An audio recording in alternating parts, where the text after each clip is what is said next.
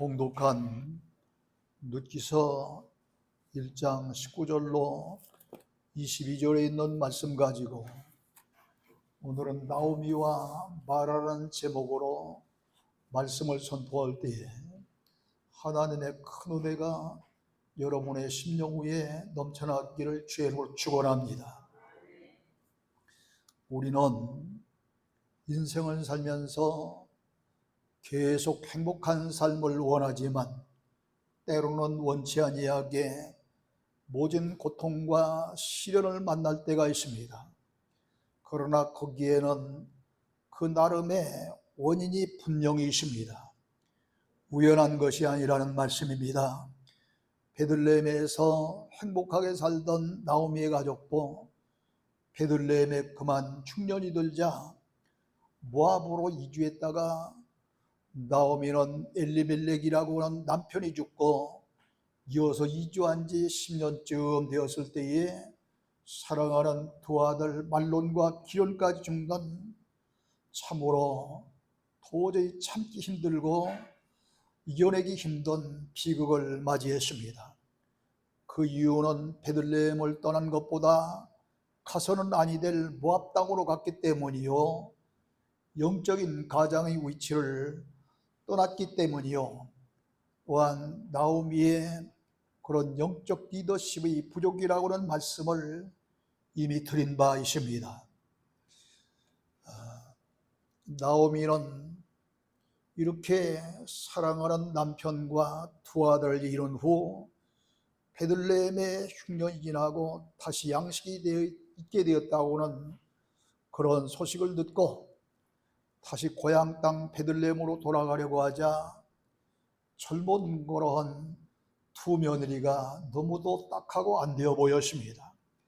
그래서 18절에 보면은 너희는 각기 너희 어머니의 집으로 돌아가라, 이렇게 그들에게 권면하자 두 며느리 중에 오르바라고 하는 여인은 이제 나오미의 곁을 떠나 친정 어머니의 집으로 돌아가고 그 중에 룻은 나오미를 따라 나섰습니다. 여러분, 그 유명한 야곱은 홀로 형과 아버지를 피해서 하란 땅으로 망명의 길을 떠났습니다. 그러나 많은 처자와 종들과 가축을 거느리고 금을 환양했습니다. 그러나 나오미는 이역 땅 모압에 남편과 두 아들을 매장하고 슬픔과 불행과 실패의 쓴 잔을 마시고 돌아오는 저주의 귀향이었습니다. 그러기에 베들레헴에 도착했을 때에 동네 사람들이 나와 이가 나오미가 아니냐며 맞이할 때 나오미는 나를 이제 나오미라 부르지 말고 마라라 부르라, 이는 적는 자가 나를 괴롭히셨습니다. 내가 풍족하게 나갔더니 여호와께서 내게 피오도라게 하셨느니라고 말을 했습니다. 나오미를 맞이하는 무리 가운데에는 틀림없이 본문 말씀에 그러한 말씀은 없었습니다만 두 부류의 사람들이 있었을 것이다 추측해 봅니다. 하나는 10여 년 만에 가족을 다 잃고 홀로 된 그런 며느리와 같이 돌아오는 나오미를 보면서 참으로 안 됐구나 하면서 연민의 정으로 맞이하는 무리가 있었을 것이고, 또 한 무리는 저 혼자 살겠다고 모압으로 가더니 식구들을 다 잃고 홀로 돌아오는 꼴 좀 보라고 하는 빈정대는 무리가 있었을 것입니다. 오늘 우리는 똑같은 그러한 상황 속에서 오늘날도 이와 같이 하나는 비판적인 시각으로 보는 부류가 있고, 또 하나는 연민의 정을 가지고 그 사람의 사정을 딱하게 여기는 그런 무리가 있을 것입니다. 이 두 부류 가운데 여러분은 빈정대고 비난하고 비판하는 그런 무리 가운데 속하는 자가 아니라 그가 참으로 안 되었구나 하면서 걱정하고 근심하며 위로해 줄 수 있는 여러분 되시기를 주의 이름으로 축원합니다. 나오미가 무엇 때문에 이처럼 나를 나오미라 부르지 말고 마라라 부르라고 한 그런 마라로 바뀌었을까요? 그 원인이 도대체 어디에 있느냐 이 말입니다. 첫째로 나오미는 기도와 감사가 없었습니다. 이미 말씀드린 것처럼 나오미의 가정에 영적인 그런 신앙의 가정은 나오미였습니다. 육적인 가정은 나이도 많고 또 그 가정에서 제일 어르신인 엘리멜레하고는 남편, 그가 육적인 가정이었지만 신앙적인 그런 면에서 영적인 측면에서는 나오미가 앞서 있기 때문에 영적 가정이었습니다. 그런데 육적인 가장 엘리멜렉의 인도를 받아 모압이란 땅으로 갔기 때문입니다. 나오미는 하나님을 잘 믿는 자 같았으나 이렇게 중대한 결정을 내리는데 기도가 없었습니다. 육적인 가장 남편을 그냥 기도 없이 따라 나선 것입니다. 중년이 들어 삶이 힘들었을 때도 남편이 모압으로 가자고 제의할 때도 기도 없이 무작정 가서는 안 될 모압 땅으로 갔습니다. 여러분이 잘 아는 요나 선지자도 마찬가지입니다. 하나님은 요나에게 사명을 맡기기를 저 니느웨 성에 가서 지금으로부터 40일 후면은 니느웨 땅이 망하리라고 그런 그러한 회개의 복음을 외치라고 말씀하셨는데 가서는 안 될 타시스로 가다가 그만 폭풍을 만나 물고기 뱃속에 들어가 3일 동안이라고 하는 이러한 시간을 죽을 경을 치는 고통을 당하지 아니했습니까? 그러므로 하나님의 사람은 아무데나 가는 것이 아닙니다. 위쪽으로 보면 하나님을 잘 믿는 자 같아 보여도 기도 없이 사는 자는 실상은 하나님과 거리가 먼 사람입니다. 그러므로 우리는 늘 기도하며 하나님을 가까이 할 수 있는 믿음의 사람이 되어야 될 줄로 믿습니다. 시편 72편 23절에 보면은 하나님은 하나님을 가까이 하는 자를 붙들어 주신다 그랬습니다. 바로 이 하나님을 가까이 하는 자를 붙들어 주시는데 하나님을 가까이 하는 자가 누구겠습니까?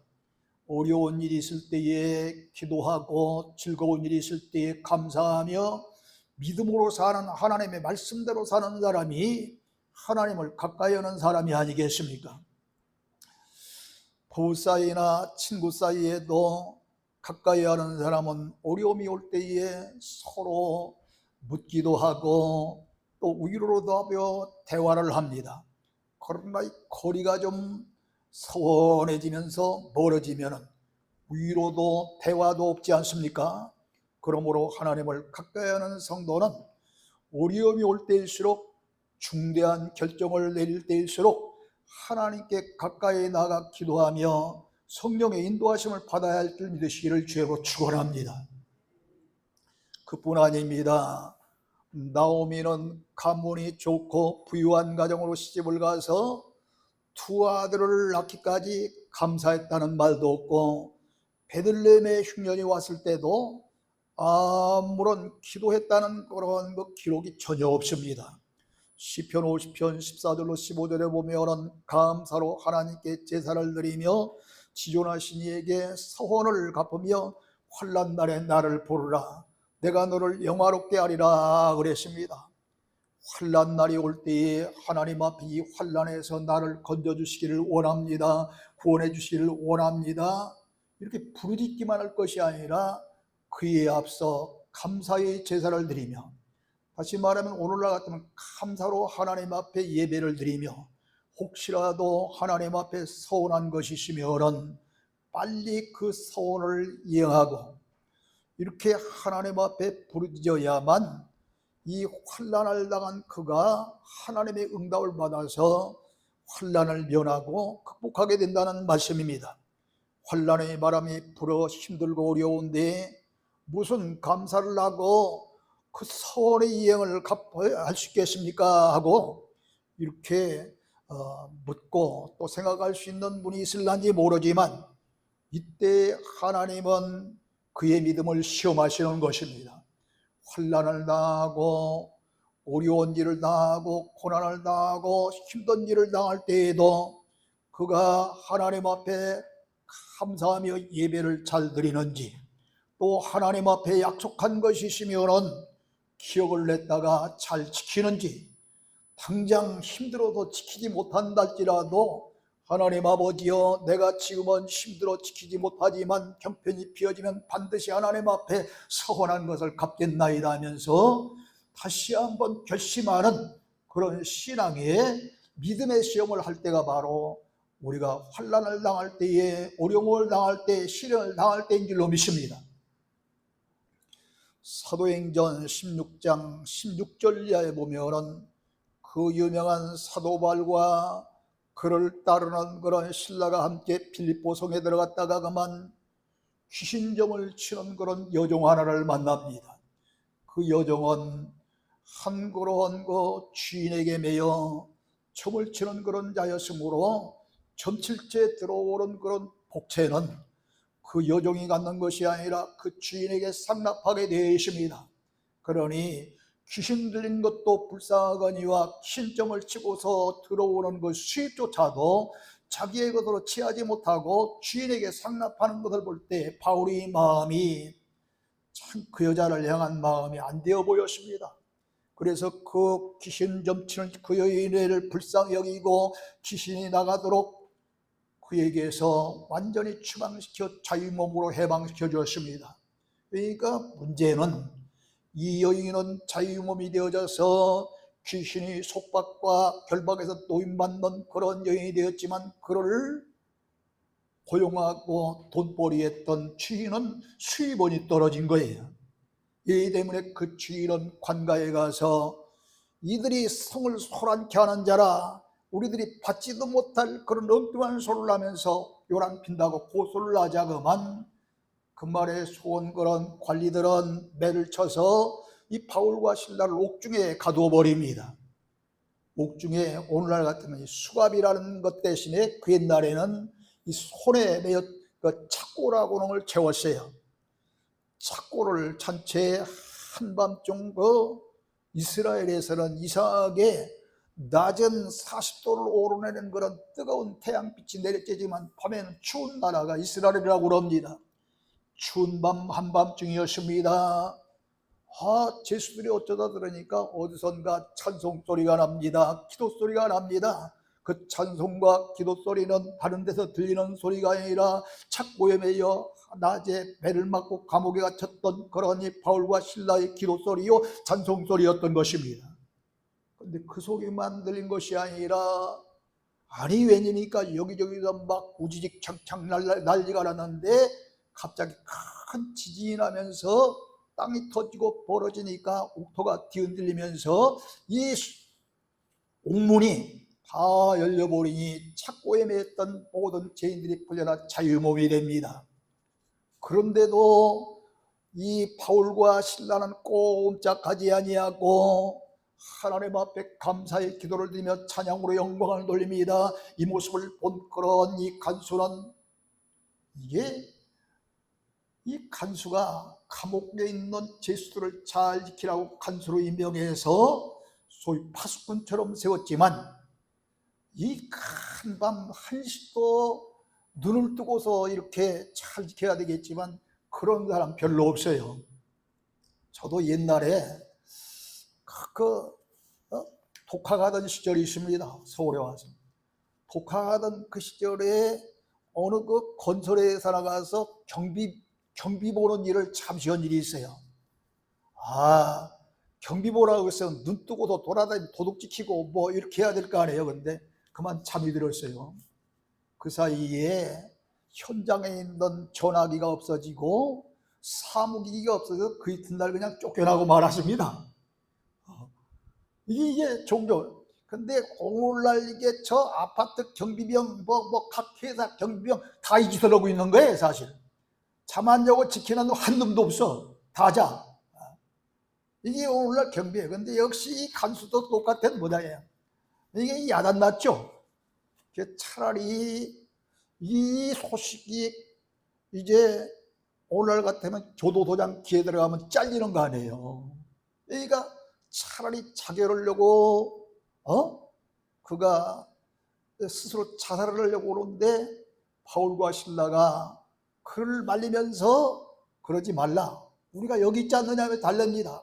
그러니까 이 간수가 볼 때 다른 사람들은 자유몸이 되어서 다 도망치는데 이 사람들은 도대체 어떤 사람인지 꼼짝도 하지 아니하고 얼마든지 착고가 풀려도 자유몸이 되어서 뛰쳐나갈 수 있는 유일한 기회가 왔음에도 불구하고 하나님께 찬송하고 감사의 기도를 하는 것 보니까 보통 범인이 아니거든요.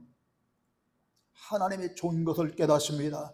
하나님의 사람인 걸 깨닫습니다. 그러니까 이 간수가 선생들이여 어떻게 해야 당신들처럼 우리가 구원을 받을 수 있나니까 하니까 너 안의 집이 주 예수 그리스도를 믿으라, 그리하면 구원을 얻으리라. 할렐루야. 이 소리를 듣고서 너무 감격이 된 이 간수는 한밤중에 바울과 신라를 데려다가 깨끗이 씻고 음식 대접을 하고 세를 받고 예수 믿게 된 줄로 믿습니다. 엄청난 일이 무슨 일 때문에 벌어졌어요? 착고에 매인 채로 수감 중에 있는 그런 참으로 환난의 바람을 만났는데 그 가운데서도 하나님 앞에 간절히 기도하며 하나님 앞에 감사의 찬송을 부를 때 이런 놀라운 역사가 일어난 줄로 믿습니다.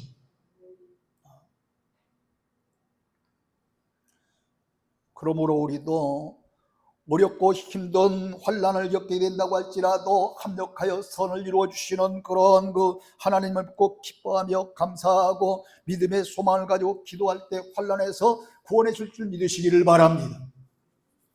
그런데 나오미는 신앙의 영적인 그런 가장에 위치해 있으면서 좋은 환경에서도 감사가 없었고 흉년이라고는 어려운 환난을 만났어도 기도 없이 살았으니 남편 엘리멜렉이 모압으로 가자고 할 때에 말 한마디 해보지 못하고 따라갔다가 사랑하는 가족을 잃는 가슴 아픈 참변을 한 번도 아니요 두 번도 아니요 세 번씩이나 당한 거예요.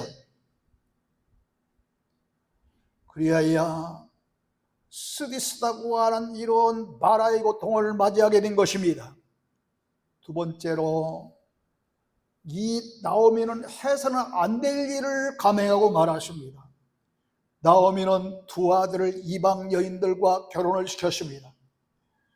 창세기서 6장 2절로 3절에 보면은 하나님의 아들들이 사람의 딸들이 아름다움을 보고 자기들이 좋아하는 모든 여자를 아내로 삼은지라 여호와께서 이르시되 나의 영이 영원히 사람과 함께하지 아니하리니 이는 그들이 육신이 됨이라 그랬습니다. 여기 하나님의 사람들은 오늘날로 말하면 예수 믿는 여러분과 저를 가리킵니다. 그리고 이제 사람의 딸들은 이방인들을 가리키는 거예요. 이방인 여자들. 근데 하나님의 사람들이 예수 믿는 믿음의 사람들이 예수 믿지 않는 이방인들 가운데 아름답고 예쁘다고 해서 그들을 아내로 삼았기 때문에 이 하나님의 아들들에게 그동안 역사했던 하나님의 영이 떠나고 그들이 육체가 있는 그런 그 육신대로 살게 되었다는 이야기예요. 하나님의 사람은 성령을 내 안에 모시고 성령의 인도하심 받고 살아야 되는데 이처럼 결혼 잘못해 갖고서 세상 사람들 아름답고 예쁜 것만 바라보고 결혼했다가 이렇게 하나님의 사람이 하나님의 영이 떠나고 육신이 되어지는 육체의 삶대로 살았다는 겁니다. 그런데 나오미는 모압으로 간 것도 모자라서 그곳 이방 여인 곧 소돔과 고모라 성이 망할 때에 유일하게 살아남았던 그런 그 롯과 큰딸 사이에 낳은 페르네 씨의 후손들이 살고 있는 그 후손들 가운데에서 여인을 둘씩이나 데려다 며느리로 삼았습니다. 우리 크리스천에게는 할 일이 있고 해서는 안 될 일이 있습니다. 특히 결혼관계는 그 어느 것보다 신중하게 생각해야 하는 것입니다. 그러기에 창세기서 24장 2절로 4절에 보면 믿음의 조상이라고 일컫는 아브라함은 아들 이삭이 장성하여 결혼할 즈음 되니까 이삭의 아내를 고를 때에 늙은 종을 부릅니다. 늙은 종을 불러서 종에게 이렇게 말합니다. 청하건대 내 허벅지 밑에 손을 넣어라 그럽니다. 옛날 구약시대는 허벅지 밑에 손을 놓고 여호와의 이름으로 맹세했던가 봐요. 내 허벅지 밑에 손을 넣어라. 내가 너에게 하늘의 하나님 땅의 하나님 여호와를 그렇게 맹세하노니 너는 내가 거주하는 이 지방 가나안 족속의 딸 중에서 내 아들을 위하여 아내를 택하지 말고 내 고향 족속에게로 와서 내 아들 이삭을 위하여 아내를 택하라 그랬습니다. 여기 가나안은 우리들이 잘못 생각하면 이스라엘 백성들이 430년이라는 긴 세월 동안 애굽에서 종살이 하다가 40년 광야 생활을 거쳐 젖과 꿀이 흐르는 가나안 땅 하니까 그곳에 살고 있는 사람도 좋은 사람인 줄 아는데 그런 게 아니에요. 그곳에 살고 있는 사람들은 가나안 칠족이라고는 아주 신앙이 없는 그런 잡된 사람들입니다. 그러니까 이 가나안 여인들 중에서 내 아들 이삭의 아내를 고를 것이 아니라 내 고향 땅으로 가서 믿음의 여인들 가운데에 내 아들 아내감을 구하라 하는 것입니다. 이 명령을 받은 종은 저 멀리 이 아브라함의 고향이었던 나홀성까지 가서 데려라고 하는 그런 신앙의 여인을 택해옵니다. 이것을 보고 아브라함은 자기의 아들 이삭에게 이 종이 택하여 온 데라와 결혼을 시켜서 아름다운 그런 신앙의 가정을 이루게 합니다. 이것이 신앙일의 바람직스러운 결혼입니다. 여러분, 유명한 아방이 망했습니까? 우상 숭배자인 그런 이세벨이라고 그런 여인을 아내로 맞이했기 때문에 아방도 자기 아내 이스라엘에게 유혹을 당해서 우상 숭배를 하게 되고 심지어는 그때 당시는 예수님이 아니라 하나님을 잘 믿는 그런 믿음의 선지자들을 핍박하고 박해하고 가두는 일에 최선을 다했지 않습니까? 그러다가 결국 망하게 됩니다. 그토록 신앙이 돈독하여 왕위에 올랐을 때에 1000번째까지 드리면서 제왕이 되었던 솔로몬이 왜 망했습니까? 애굽의 바로왕의 딸을 비롯해서 1000여 명이라고 하는 그런 이방 여인을 비빈으로 맞이했기 때문에 솔로몬이 한때 왕성하여 나라가 부흥되고 발전되고 제왕이라고 하는 그런 놀라운 칭호를 받기까지 했지만은 결국은 망하고 남쪽 그런 남유다와 북이스라엘로 갈라지는 그런 참 비극을 맞이하게 됩니다. 그러므로 크리스찬은 신앙인과 결혼한 것이 가장 성경적이고 신앙적인 결혼입니다. 그러나 혹시라도 어쩌다가 불신자와 결혼을 했다면 최선을 다해서 배우자를 결신자로 만들어야 할 줄 믿으시기를 바랍니다.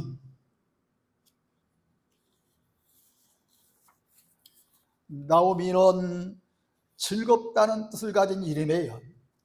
우리는 인생을 살면서 건강하고 또 물질의 부유를 누리며 즐겁고 기쁘게 사는 것을 행복으로 알고 있습니다. 그렇기 때문에 나오미의 부모도 사랑하는 딸을 낳고 즐겁고 기쁘게 살기를 바라면서 즐겁다는 뜻을 이름을 가진 나오미라고 하는 이름을 지어주었을 거예요. 나오미는 그 이름처럼 한동안 부모님의 슬하에서 고이고이 잘 행복하게 자랐습니다. 그리고 성장에서는 가문이 좋은 부유한 그런 가정의 남자와 결혼하여 떡국보이 같은 그런 두 아들을 낳아 기르면서 행복한 삶을 살았을 것입니다. 그가 살던 베들레헴 에브란 마을 사람들로부터 그러기에 선망의 대상이 되는 그런 여인이 되었을 것입니다. 그러나 나오미는 자기를 맞이하는 동네 사람들에게 스스로 자기를 뭐라고 그래요? 바라라라. 나오미는 지난날의 이름일 뿐 오늘의 이름이 아닙니다.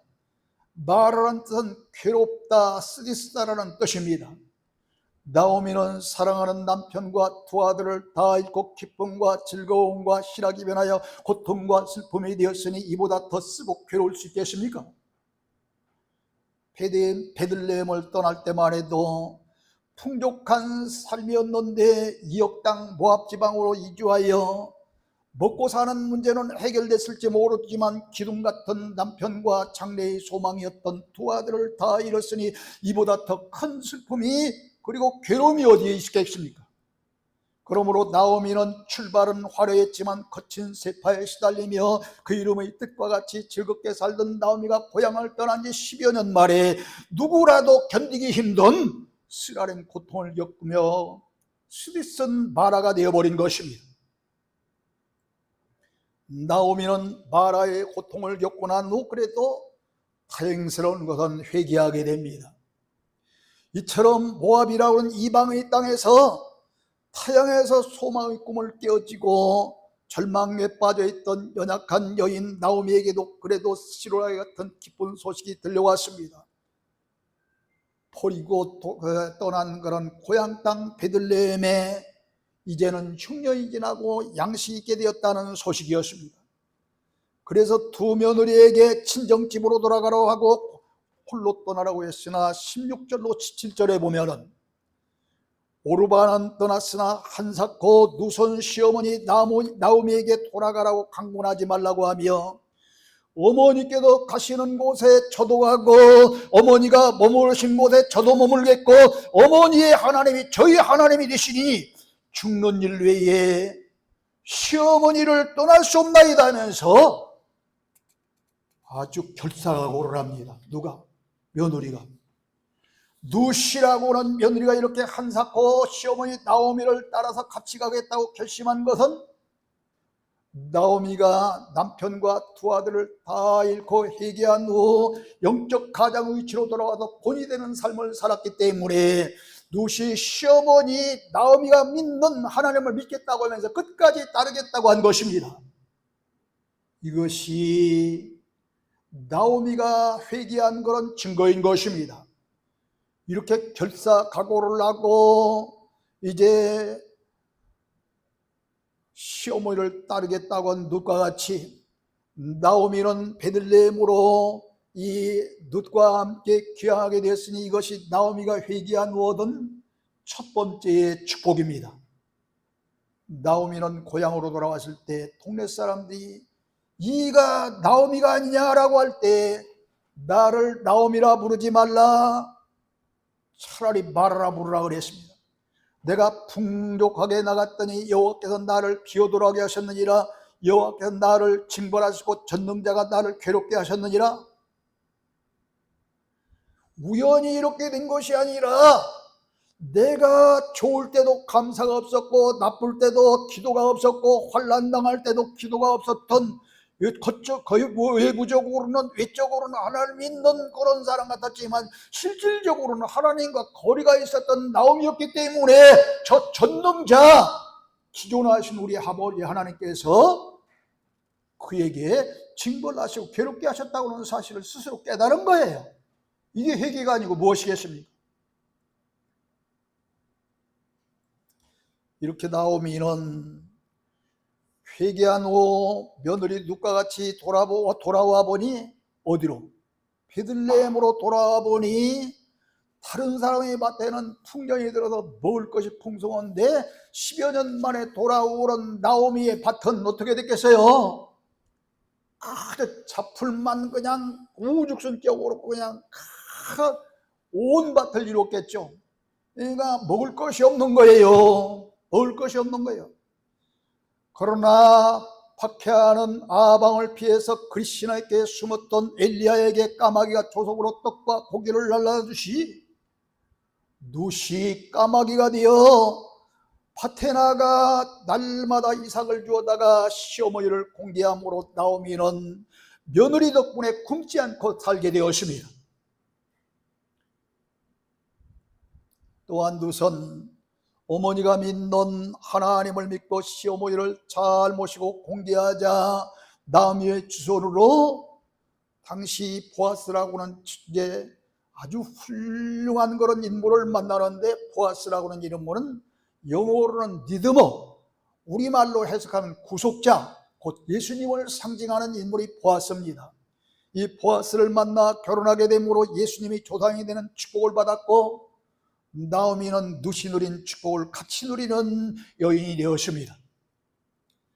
누선 이방 여인의 한 사람이었으나 시어머니가 믿는 하나님을 믿고 시어머니를 잘 모시고 공개함으로 말미암아 이런 큰 축복을 받았으니 하나님을 등지고 제약과 절망에 처해 있는 자에게 유일한 희망이 있다면 십자가의 복음이란 메시지를 전한 메신저가 된 겁니다. 누가? 누시. 또 나오미는 예수님을 믿노라 하면서 하나님을 멀리하고 감사도 없고 기도도 없는 이들에게 자기와 같이 처절한 마라의 고통을 당하기 전에 하나님 앞에 눈물로 회개하고 하나님을 가까이 기도하며 살라고, 하나님의 말씀대로 살라고, 하나님의 뜻대로 살라고 이렇게 외친 메신저가 된 줄 믿으시기를 주의로 축원합니다. 사랑하는 성도 여러분, 나오미는 가서는 안 될 모압 땅으로 갔다가 처절한 마라의 고통을 당한 후 잘못임을 깨닫고 회개할 때 눕과 같은 효부 며느리를 만났고 말년에 누시 누리는 축복을 같이 공유할 수 있었습니다. 요즘 어떤 며느리는 시어머니가 하도 싫어서 시자가 들어가는 시금치요차도 안 먹는다는 말이 있어요. 정말 그런데요. 그러나 나오미는 남편과 두 아들을 잃는 마라의 고통이 왔을 때에 즉시 회개하고 영적 가장의 위치를 회복하고 시어머니다운 시어머니 노릇을 할 때 며느리 누시 목숨 걸고 따르며 또 이 나오미를 잘 섬기고 공개하게 된 것입니다. 시어머니 때이기 때문에 나오미를 누시 섬긴 게 아니에요. 시어머니가 시어머니다운 시어머니로 돌아갔기 때문에 며느리가 감동해서 시어머니가 믿는 하나님을 믿게 되고 시어머니를 굶기지 아니하고 밭에 나가 저 엘리야의 까마귀처럼 기사쪼다 공개한 거지 시어머니 때문에 공개한 게 아니라니까요.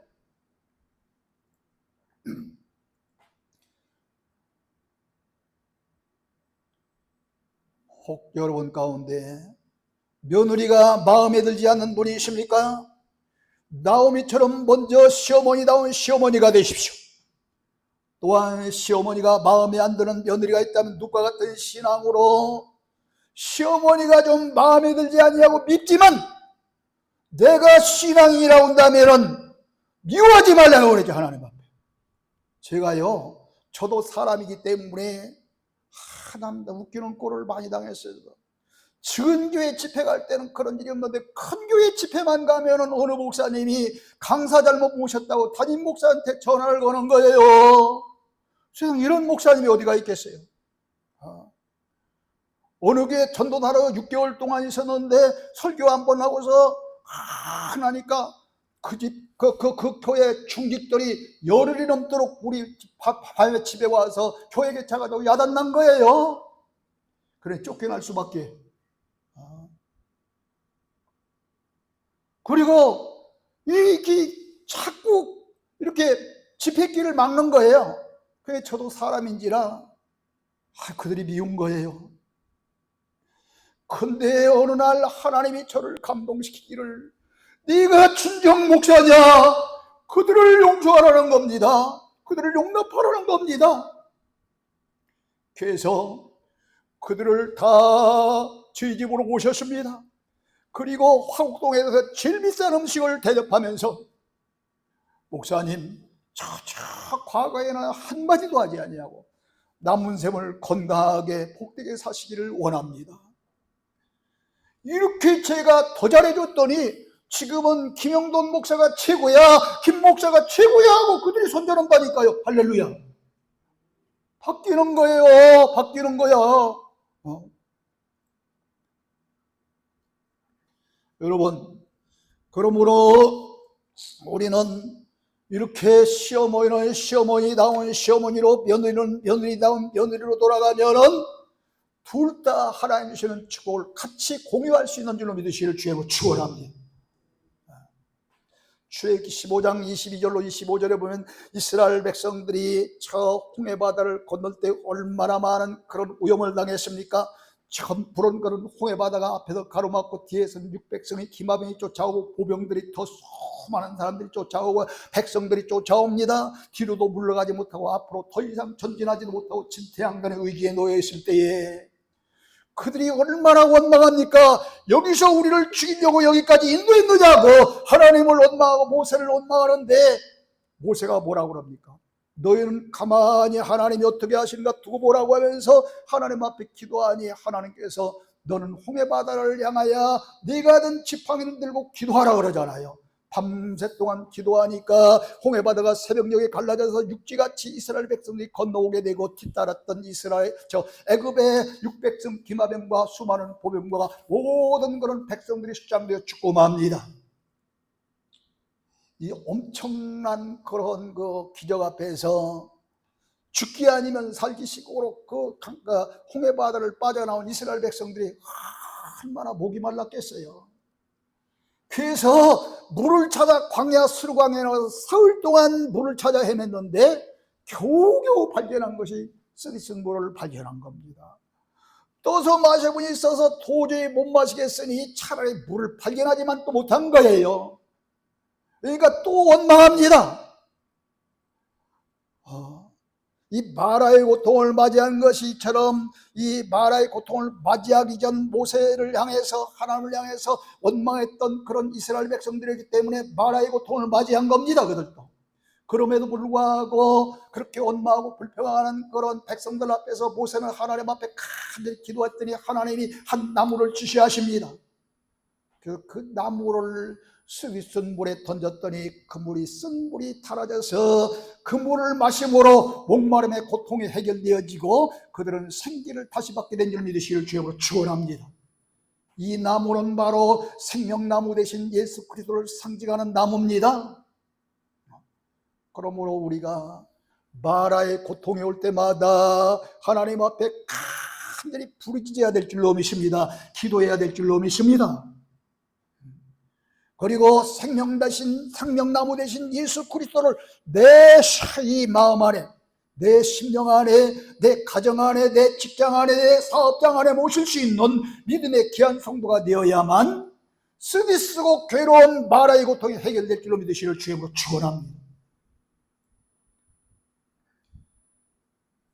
이처럼 마라의 고통은 우리의 죄악을 담당하시고 십자가를 지시고 돌아가신 예수님을 진실된 믿음과 정성을 다하여 모시고 말씀대로 살 때 해결될 줄로 믿으시기를 바랍니다. 이제 우리 모두 오늘 주신 이 말씀을 다시 한번 되새기며 자기를 돌아보며 우리의 구주 되신 예수 그리스도를 진심으로 믿음으로 모십시다. 신앙의 위치를 바로 지키십시다. 영적 가장의 위치를 바로 지키십시다. 그리고 가서는 안 될 그런 곳에 가는 여러분이 아닙니다. 모압이 어떤 곳입니까? 창세기 19장에 보면은 저 소돔과 고모라 땅이 망할 때에 다 멸망당하고 유일하게 남은 것이 롯과 그의 두 딸 아니었습니까? 그런데 큰딸이 찬깨를 낸 것이 아버지와 함께 동침을 해서 애들을 낳자 그래야 종족이 벌어날 것이냐 해서 술 먹이고 난 페르네시가 모압이고 그들이 살고 있는 것이 모압 지방이에요. 그런 곳으로 갔기 때문에 이제 베들레헴을 떠난 것은 아무것도 아니라니까. 베들레헴 떠날 수 있어요. 흉년이 들어도 먹고 살기 떠날 수 있는 거죠. 이거는 영적으로 하면은 우리의 이 떡은 육신이 먹는 그런 밥이 아니라 하나님의 말씀인 거로, 하나님의 말씀이 흉년이 되면 교회 떠날 수도 있는 거예요. 그러나 떠나서 좋은 그런 교회를 찾아가야 되는데 이런 페르네 땅, 이런 족속이 살고 있는 모압과 같은 이단을 찾아가고 말씀이 없는 그런 교회를 찾아가면 안 된다는 얘기예요 지금.